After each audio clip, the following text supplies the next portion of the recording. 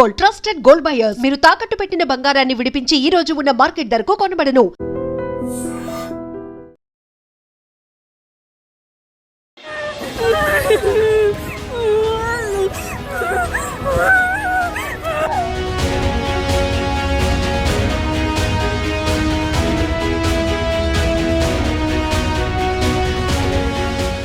ఇండోనేషియాలో సులవేసి ద్వీపం వద్ద వందల మంది ప్రయాణికులతో వెళ్తున్న ఓ ఫెర్రీలో అగ్ని ప్రమాదం చోటు చేసుకుంది. ఈ ప్రమాదంలో 5గురు చనిపోగా ఇందులో మృతి చెందిన వారిలో ఓ గర్భిణి కూడా ఉండటం చాలా బాధాకరమైన విషయం. కేఎం బార్సిలోనా 5 ఫెర్రీ వందల మందితో తలౌడ్ నుంచి ఉత్తర సులవేసి ప్రావిన్స్ రాజధాని అయిన మనాడోకు బయలుదేరింది. మధ్యలో ప్రయాణంలో ఉంటుండగానే ఒక్కసారిగా మంటలు వ్యాపించాయి.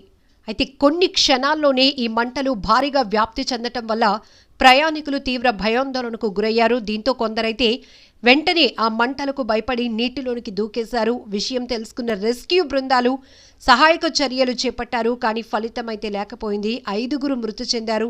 ప్రయాణికులు సిబ్బందితో కలిపి ఇప్పటివరకు 284 మందిని రెస్క్యూ బృందాలైతే రక్షించాయి. అయితే ఈ ఫెర్రీలో మొత్తం ఎంతమంది చనిపోయారు, ఎంతమంది గాయాల పాలయ్యారు అనేది మాత్రం ఇంకా స్పష్టమైనటువంటి క్లారిటీ లేదు. 2 భారీ నౌకలతో రెస్క్యూ ఆపరేషన్ కొనసాగించడం వల్ల అందరినీ అయితే రక్షించగలిగారు. ఇండోనేషియాలో ప్యాసింజర్ షిప్ ఫైర్ ఇన్సిడెంట్ మాత్రం ఈ దృశ్యాలు ప్రతి ఒక్కరిని భయాందోళనకు గురి చేస్తున్నాయి. అందులో ప్రయాణిస్తున్న వారి పరిస్థితి ఊహిస్తేనే చాలా భయమేస్తోంది. ఒక్కసారిగా మంటలు చెలరేగటం వల్ల అందులో ఉన్నటువంటి ప్రయాణికులంతా ఒక్కసారిగా వాటర్లోనికి దూకేశారు. తమ ప్రాణాలు రక్షించుకునే ప్రయత్నం చేశారు. అయితే వెంటనే రెస్క్యూ బృందాలు అక్కడికి చేరుకోవడంతో 2 భారీ నౌకలు కూడా అక్కడికి చేరుకుని వారిని అయితే సురక్షితంగా బయటకు తీయగలిగాయి. కొన్ని గంటల పాటు కూడా ప్యాసింజర్ ఎవరైతే వాటర్లో మునిగిపోయినటువంటి వారి కోసం గాలింపు చర్యలైతే ముమ్మరంగా కొనసాగించారు. ఆ షిప్లో ప్రమాదం జరిగిన వెంటనే ఆ మంటలు పెద్ద ఎత్తున వ్యాప్తి చెందిన వెంటనే కాపాడండి అంటూ వారు ఆర్తనాదాలు పెట్టినటువంటి మాటలు కావచ్చు, దృశ్యాలు కూడా ప్రతి ఒక్కరిని ఆందోళనకు గురి చేస్తున్నటువంటి పరిస్థితి. ఈ మధ్య కాలంలో తరచుగా ఇలాంటి ఘోరమైన ప్రమాదాలు చూస్తూ ఉన్నాం.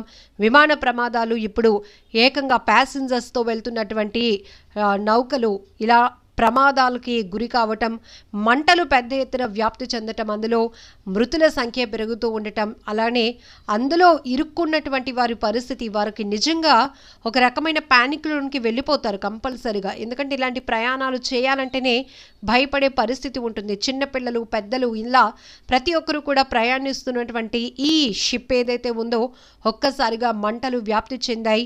అయితే ఈ అగ్ని ప్రమాదానికి కారణం ఏంటి అనే దానిపైన క్షుణ్ణంగా పరిశీలన కొనసాగుతోంది. విచారణ కూడా కొనసాగిస్తున్నారు అధికారులు. బట్ ఒక్కసారిగా ప్యాసింజర్ షిప్లో అంటుకున్నటువంటి మంటలు పూర్తిగా వ్యాప్తి చెందటం వల్ల ఆ వేడి, అక్కడ ఉన్నటువంటి పరిస్థితి కూడా మనం చూడొచ్చు. అందరూ ప్రాణ భయంతో అక్కడి నుంచి నీటిలోనికి దూకేశారు. ఆ నీటిలోనికి దూకిన వాళ్ళు అయితే తమను కాపాడండి అంటూ ఆర్తనాదాలు చేశారు. కొంతమంది పిల్లల్ని పట్టుకుని ఎలా వీళ్ళని రక్షించేది ఎవరు అనేటటువంటి పరిస్థితులు కూడా నెలకొన్నాయి. అయితే 2 భారీ నౌకలతో అక్కడికి చేరుకున్నటువంటి అధికారులు ఇమీడియట్గా రెస్క్యూ కొనసాగించి వారందరినీ కూడా బయటకు తీయడం జరిగింది. కానీ ఈ అగ్ని ప్రమాదంలో, ఈ ప్యాసింజర్ షిప్లో జరిగిన ఫైర్ ఇన్సిడెంట్లో ఇప్పటికే 5గురు చనిపోయారు. అందులో ఒక గర్భిణి కూడా ఉన్నట్టు తెలుస్తోంది. ఎంత బాధాకరమైన విషయం. చాలా దారుణమైన ఘటనలు జరుగుతున్నాయి. ఎప్పుడు ఎటు నుంచి ప్రమాదాలు పొంచి ఉంటాయో తెలీదు. అప్పటి వరకు ప్రయాణిస్తున్నటువంటి వాహనాలే మనకి ప్రమాదంగా మృత్యువు కోరలు చాచినట్టుగా మనుషుల ప్రాణాలు హరించేస్తున్నాయి. ఇలాంటి ఘటనలు చూస్తేనే గుండెలు అదిరిపోతున్నటువంటి పరిస్థితి. అయితే ఇంత భారీ సంఖ్యలో ప్యాసింజర్స్తో వెళ్తున్నటువంటి 300 మందితో వెళ్తున్నటువంటి ప్యాసింజర్ షిప్లో ఒక్కసారిగా ఈ మంటలు చెలరేగటం అనేది ప్రతి ఒక్కరిని తీవ్ర భయాందోళనకు గురి చేస్తున్న అంశం.